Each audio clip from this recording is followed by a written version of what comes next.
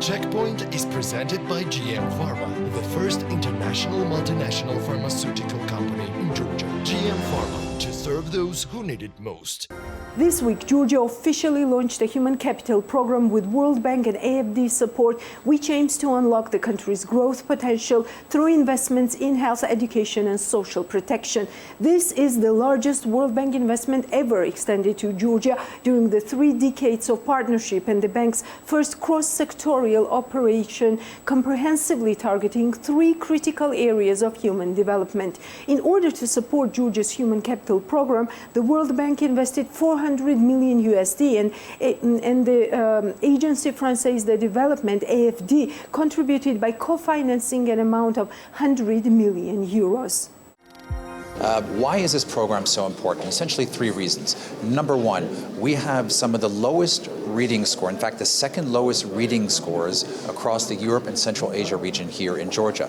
We have some of the highest out-of-pocket cost for pharmaceuticals in the region, in fact even globally, and we've seen that the social protection system has come under pressure during the current COVID pandemic. And it is with this in mind that we now intend to launch a comprehensive program that will really improve health outcomes, education outcomes, and more targeted social assistance that will impact the poor, thus contributing to Georgia's overall socioeconomic development and, very importantly, making a real impact on people's and families' lives here in Georgia. It's a very interesting phenomena that we see right now here in Georgia. So on the one hand, we have relatively high unemployment, in particular among youth. And on the other hand, we see that many companies are coming in for abroad, demanding high-skilled jobs, where currently they are finding labor shortages and a shortage of skills here in Georgia as well. So there's a skills mismatch. So number 1, what needs to happen is we need to have an education system that provides higher level skills to meet some of the more service industry and skills that require a higher education level. Number 2, we need to improve upon our vocational training here in Georgia as well. And number 3, we need to provide higher paid jobs so that people, in fact, choose to stay in Georgia rather than working abroad. Since 2018, we have been working with the Georgian government, and mostly in the health sector and the social welfare. We have been working with them for the IDPs, for the mental health, and also for the development of the social code. We wanted to do much more with the government, as social welfare is definitely the backbone of our activity, AFD activity in the country. And the government said that they were okay to work with us, but they wanted to change the method. They wanted more coordination between the development partners, and that's why we are co-financing with the World Bank. And the team have been doing a very excellent work proposing a program, and AFD has been bringing the value added in terms of gender, in terms of climate change, in terms of EU norms, as we are a EU development partner. Georgia has made a lot of progress both in health, in education, and in social protection over the last years. But there's a lot of challenges that remain, and we are very proud to continuing partnering with the government in these very important reforms that the country brings ahead. In this program, the country is going to have a holistic approach. It's going to have a very strong emphasis on cross-sectorial investments and a very strong focus on results on human development. In education in particular, we are extremely proud of the set of reforms and the programs that are going to be put forward, both in terms of the higher education and revisiting the admissions process for higher education, revisiting the financing formula for general education, and also work on something that we know provides a lot of impacts on child development and human capital accumulation, which is the quality of human capital. With this set of investments, we hope to bring support to the government to achieve greater efficiencies, to achieve greater inclusion, and to achieve greater digital connectivity in the services that are provided to all beneficiaries of this project.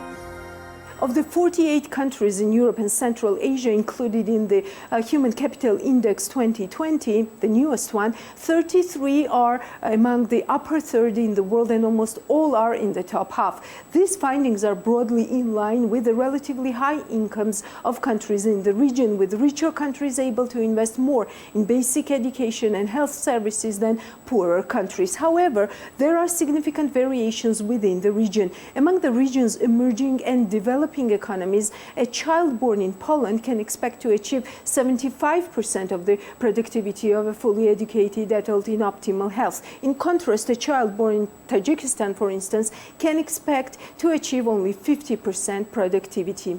Georgia has an overall HCI score of 0.57, which means that a child born in Georgia is expected to grow up to be only 57% as productive as they could be if they enjoyed complete education and full health. While the HCI score for 2020 is higher than the average for upper middle income countries worldwide and above its 2010 value of 0.54, it is lower than the average of the Europe and Central Asia region. Increasing the quality of education reflected in international test scores will help Georgia to catch up with the regional average.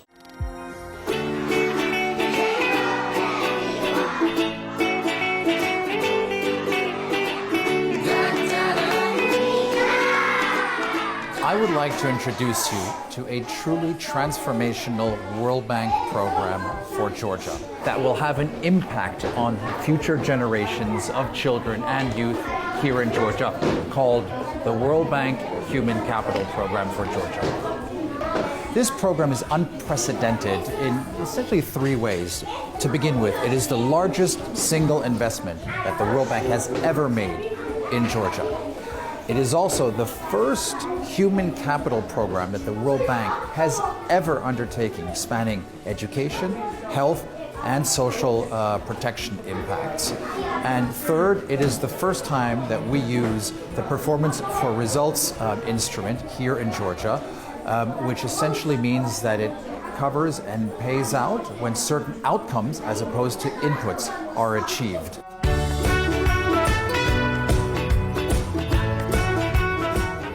The Human Capital Program that we have launched here in Georgia aims to increase the skills and competencies of Georgia's youth and children, such as we see in this kindergarten here.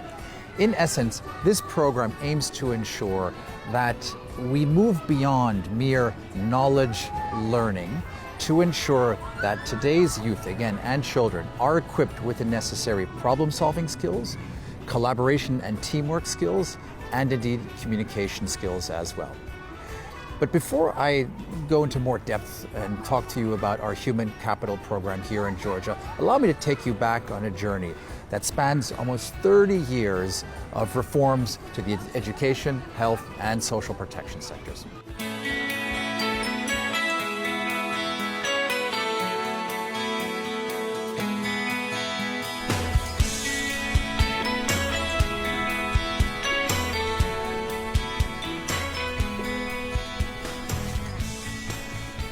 What we are perhaps most proud of is the fact that we have now been working with successive governments here in Georgia for over 30 years in terms of developing the education system and furthering reforms.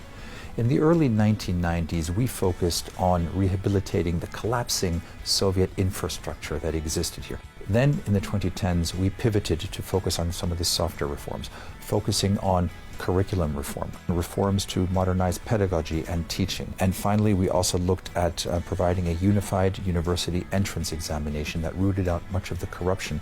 We also focused on continuous professional education and development of teachers. In the 2010s, we pivoted and focused on vocational training, providing important educational reforms there. And now in the 2020s, we are at the heart of a transformative series of projects that will help bring Georgia's education system into the 21st century.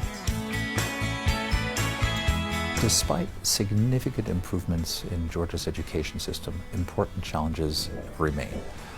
To begin with, we know that according to the World Bank's Human Capital Index, Georgia ranks 57th percentile, which is low compared to other countries in the Europe and Central Asia regions, as well as comparator countries that are upper middle income countries. Two, when it comes to PISA, Georgia right now is about 100 points below the PISA average in terms of education and learning outcomes. When you compare Georgia's education system to its OECD peers, you see that there's a learning gap of 3 years. So a Georgian 15-year-old is performing at the level of a 12-year-old in terms of OECD averages. And we see similar issues across other human capital fields. In health services, we know that in Georgia we have some of the highest out-of-pocket costs that exist worldwide. And finally, when it comes to social assistance, we know that the system here is relatively advanced. However, we have seen strains emerge post-COVID-19 as the system came under pressure, and we see important efficiency gains that can be made in terms of providing better targeted social assistance to those who need it most, in particular poor families in the lower income quintile.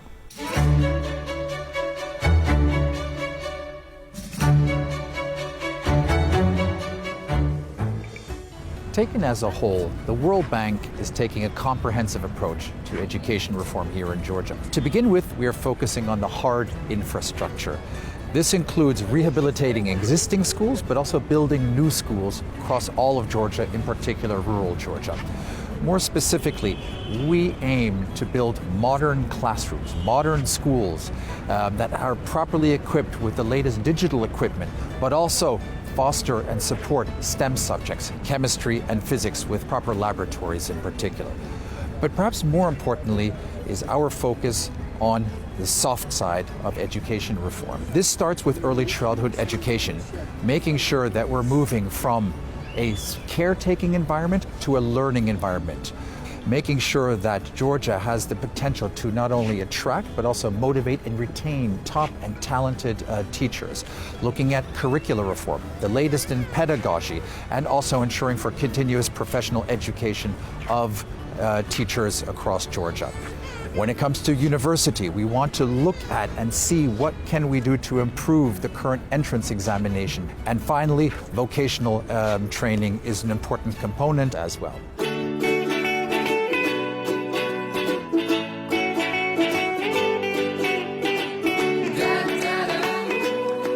The World Bank's Human Capital Program here in Georgia aims to bring about truly transformational reform, ensuring that we have better health, education, and social protection outcomes here in Georgia.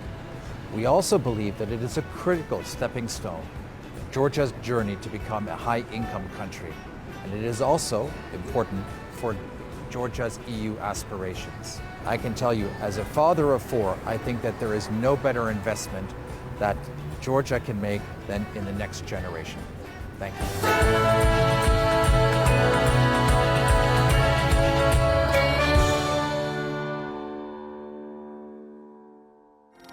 The Checkpoint is presented by GM Pharma, the first international multinational pharmaceutical company in Georgia. GM Pharma, to serve those who need it most.